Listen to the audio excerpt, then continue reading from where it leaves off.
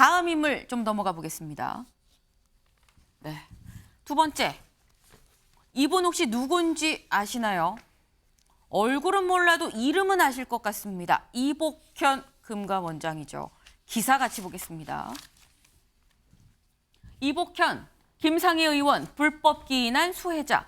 그걸 빼면 직무유기다. 네, 이복현 금감원장 본인이 취임하면서 라임 사건 관련해서 재수사하겠다라고 얘기를 했고 재수사를 해보니 민주당의 다선 중진 의원 김상희 의원이 혜택을 받았다라고 얘기를 했습니다. 김상희 의원 아니다. 나는 그런 적이 없다라고 강력하게 반발을 했는데 어제 국회에 와서 요 얘기가 다시 나왔습니다. 요 얘기 직접 들어보고 오시죠.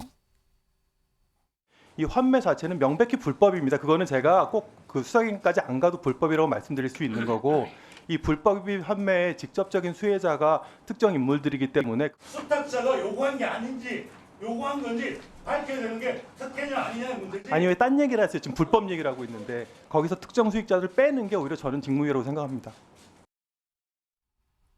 네, 지금 이복현 금감원장 사실 한동훈 장관과 같이 윤석열 대통령의 검사 시절 상당히 좀 같이 일을 했었던 좀 측근이다라는 평가를 받고 있죠. 근데 지금 이복현 금감원장의 지금 상임위에서의 발언을 보니까 윤경호 위원님, 약간 한동훈 장관이랑 좀 오버랩되는 부분도 있는 것 같아요. 어떻게 보셨습니까? 한동훈 뭐 따라하기 뭐 이런 건가요? 뭐 전사로서의 모습 보여주기. 이복현 금감원장도 검사 출신이죠. 네. 나이도 70년대생이라서 아주 파격적이었어요. 이복현 원장을 금감원장으로 임명을 했을 때 금감원의 뭐 부국장급들이 뭐 비슷한 나이였다. 물론 나이가 중요한 건 아니에요. 네. 그러나 금융시장의 질서를 기본적으로 유지하는 게 금감원의 역할이죠. 네. 무슨 금감원이 사법기관으로 수사기관이다 이렇게 생각하시면 그건 오산이고요. 그렇다면 과연 검사 출신이 와서 제 역할을 할까 이제 이런 건데 그건 뭐 논외로 치더라도 국회에서의 답변이나 아니면 여러 그동안에 보여준 행태는 이복현 원장이 금융시장의 자본시장으로의 제대로 역할을 하도록 작동을 하도록 역할 이거보다는 오히려 검사하고 비슷한 행태를 보이는 거 아니야? 이제 이런 공격을 받은 건 사실이에요. 네. 그러다 보니까 뭐 당신 국회의원 출마에 더 뜻이 있는 거 아니냐 이런 질문이나 또는 비판을 많이 받았죠. 이번의 경우는 제가 보기에 이 라임 사태에 환매 중단이 선언된 거 2019년 전 6월로 기억을 하는데 그 환매 중단 선언 이전에 과연 미래에셋증권이라는 창구를 통해서 지금 특혜를 받았다고 하는 다선 중진 의원을 포함한 금융회사 중앙에도 있잖아요. 또 뭐 상장사 어디도 있다는 거죠. 이들이 그 이전 시점인지 아닌지 네. 그거부터 사실 명확하게 먼저 규명을 하고 나면 특혜인지 이게 가려질 것 같고요. 제가 보기에 금감원의 이복현 원장은 지금 국회 나와서 저렇게 자신 있게 답변을 했는데 네. 저 보도자료를 처음 발표한 날 금감원의 담당인 한모 부원장은 네. 환매를 해갔다는 이유만으로 아마 투자자가 그러니까 이 수요자가 네. 처벌을 받기는 어려울 겁니다라고 이미 한번 선을 그어버렸거든요. 그러니까 그 다음에 네. 더 금감원이 조사를 해보니 또는 수사기관의 수사를 의뢰해가지고 그 수사 결과를 받아보니 네. 명백한 불법이 있더라. 라면 저렇게 자신 있게 얘기할 수 있겠죠. 그렇지 않다면 제가 보기에 이건 나중에 재판에 갈 거예요. 분명히 아마 고소고발을 하겠죠. 네. 재판에 가서 굉장히 논란의 대상이 되지 않을까 그런 생각이 듭니다. 네. 윤영걸 대표님. 예, 라임 망했을 때 네. 하면은 투자자들이 손해를 많이 봤잖아요.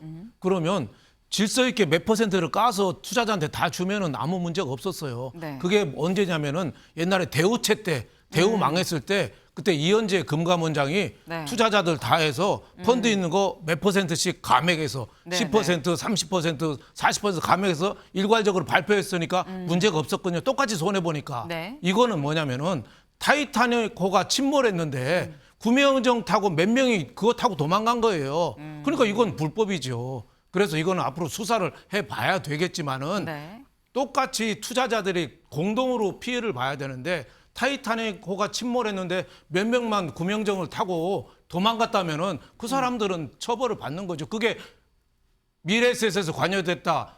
그 김상희 의원 관여했다면 내부자 거래 공모 혐의가 있는 거죠. 그래서 자초지정은 뭐 앞으로 수사 조사를 해봐야 되겠지만 네. 저는 뭐 이복현 금감원장의 정치성 이런 거 싹 빼고 이 팩트만 볼 때 어떻게 보면은 좀 잘못된 거다. 몇 사람을 먼저 손해봤다지만 자기 돈 먼저 빼간 거는 이거는 충분한 문제가 있다고 저는 봅니다. 지금 의견이 좀 갈리는 상황인데 일단 과정에 이런 얘기도 나왔습니다. 지금 정치지망생이 금감원을 망쳤다는 지적이 나온다라는 야당 의원 질의에 출마할 생각이 전혀 없다라고 했는데 요건 앞에 OX 팻말로 여쭤봅니다. 이복현 금감위원장 총선 안 나온다. 하나 둘 셋. 안 나온다. 신정현 의원님 지금 급하게 다시 X로 신 의원님 네 말씀해 보시죠. 총선 나갈 것 같아요. 네. 저런 정치적 발언들을 거침없이 하는 모습을 보면서 이미 정치의 뜻을 굳혔다라는 생각이 들고요.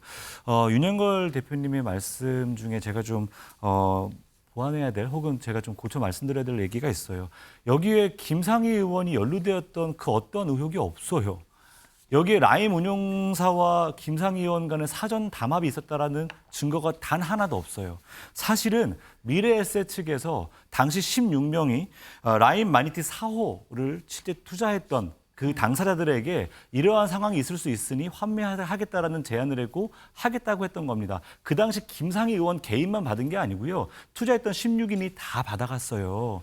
그러한 상황에서 당시 투자자들이 함께 받아간 상황들을 마치 김상희 의원이 사전에 담합을 한 것처럼 이렇게 이야기를 하고 있고 또 하나는 애초에 이것에 대한 수사는요. 지금의 김상희 의원의 내용과는 사안의 본질이 전혀 다른 내용입니다. 이것에 대한 본질은 무엇이냐면 라임 자산운용사가 펀드의 부실을 은폐하려 했고 이것을 환매 중단 사태까지 오는 데 있어서 일부러 늦췄느냐 아니냐 이게 본질이에요. 그래서 아까 함용일 부원장도 이렇게 답변을 합니다. 지난 24일 날 누가 특혜를 받았는지 여부는 이 조사의 핵심이 아니라 금융회사의 법 위반 여부 자체가 핵심입니다. 라고 답변을 했어요. 네. 그렇게 이야기를 한 사실을 이복현 금감원장 뜬금없이 여기에 김상희 의원을 끌고 들어옵니다. 정치 논쟁으로 끌고 와버린 거예요. 이렇게까지 하는 이유가 뭡니까? 금감원이라는 중요한 기관을 정치의 장으로 만들어버린 것은요. 이복현 원장 스스로가 정치의 뜻이 있다는 것을 선언한 꼴과 다름없다라고 생각합니다. 네. 그렇기 때문에 아마도 총선에 나올 것이다. 정치를 할 것 같다라는 좀 전망을 내놓으셨는데 지켜봐야 될 것 같습니다.